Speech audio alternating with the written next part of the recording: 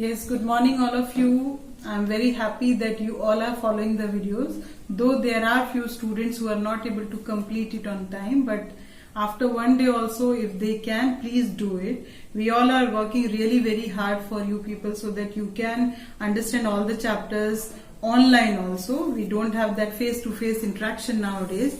So I had started first chapter, that is internal hardware of your computer system. Already 2 parts of this chapter I had posted through YouTube, or the link was posted through Campus Care. Now for the third part, I'm not going to give any presentation. I have brought this cabinet so that I can show all the internal components practically to you all so that you can understand it in a proper way. So let's start unscrewing this device. This is the cabinet, as I've already told.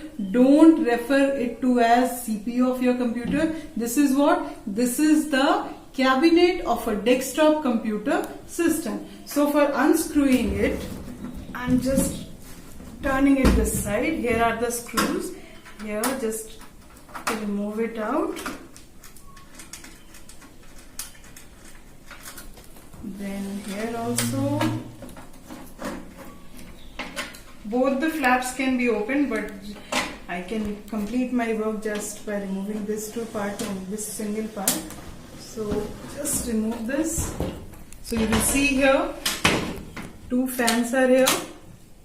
I'm just keeping it on one side.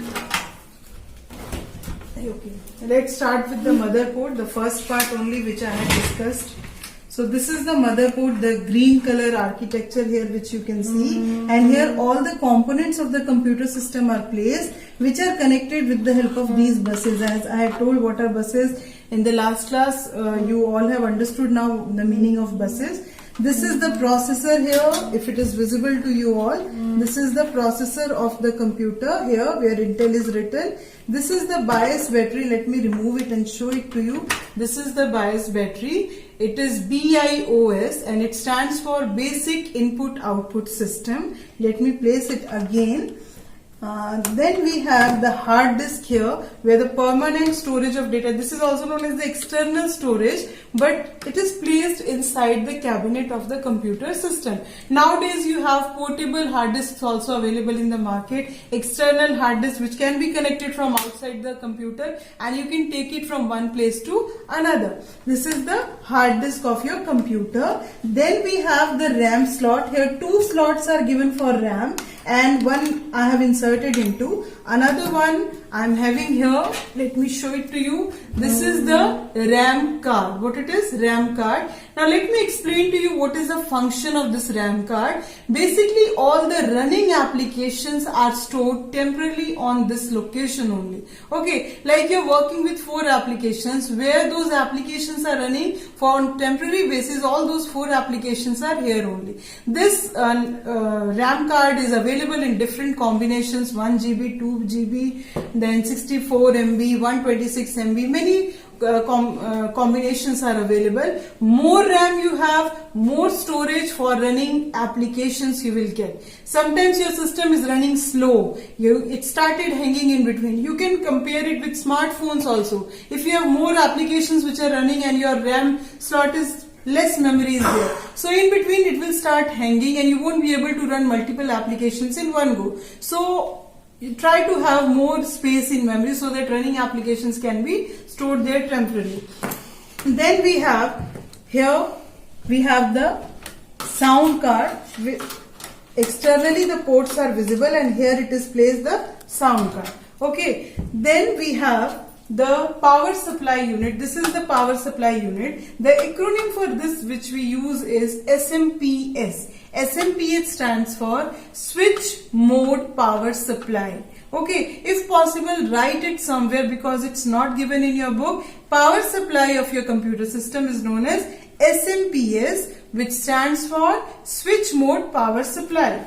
Let me remove it and I'll show it to you. Just see the back of this CPU. Here all the ports are there with the help of which all the external devices can be connected. The top part contains that power supply unit where this power cord has been given. that cable will be inserted, and from here only all the components of your computer will get power supplied. So if I'll show it to you how it looks like, let me unscrew it also. I could have done that motherboard also removed from and shown, but it will be difficult for me to reassemble it. That's why I left it there only. I hope you have understood. Let me unscrew it. This one done. Then third one. Then after that I'll show all the ports one by one, because all the ports are having different purposes which you must know. What this port is used, what that one is used for. So all these ports are having different purposes to work with. So this is the last screw for removing it. Okay.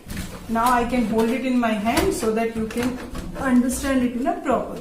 So this is the SMPS, or the power supply unit of your computer, from where the power supply is given to all other components of your computer system.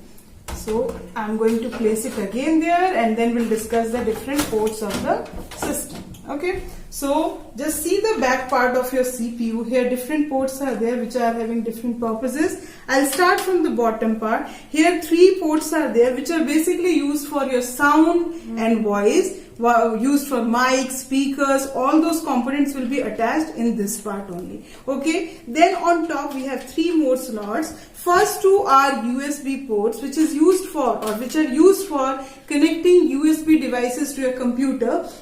Nowadays these ports are means more in your system. Why? Because most of the devices are available in USB only. Your keyboard, your mouse, your printer, scanner, all these devices now are available in this port only. So number of ports for USB nowadays, it has been increased in your system. This one is the Ethernet port, which is basically used for networking purposes. Like you have a small network to build with and you need to connect all the computers together. We are using one Ethernet cable which is used for connecting other computers to the network, and those cables which will be used, it will be inserted in this port only. Okay, just see how it looks. It is different from other USB ports, and this one is known as Ethernet port. Next we have this one, this port. This is a serial port which contains a combination of about 16 or 18 pins there, which is used to supply power to your monitor.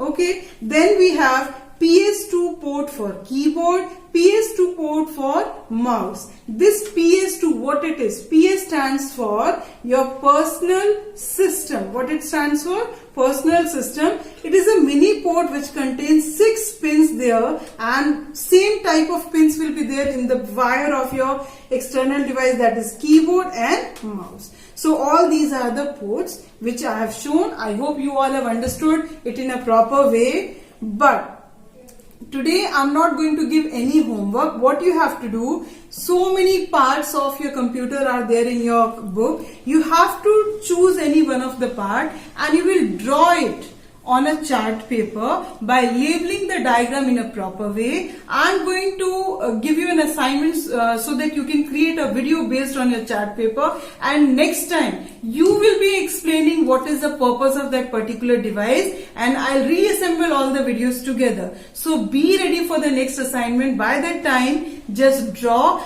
Like if I ask you, you can draw the ports given behind the CPU, the SMPS you can draw, hard disk can be drawn, whole motherboard can be drawn, a simple processor can be drawn, RAM card can be drawn. So you choose any of these components to draw and label it in a proper way, and next class I'll give you the assignment what has to be done with that label chart paper. For the time being, this much is sufficient. I hope you all have understood the chapter now. Thank you. Take care. Bye-bye.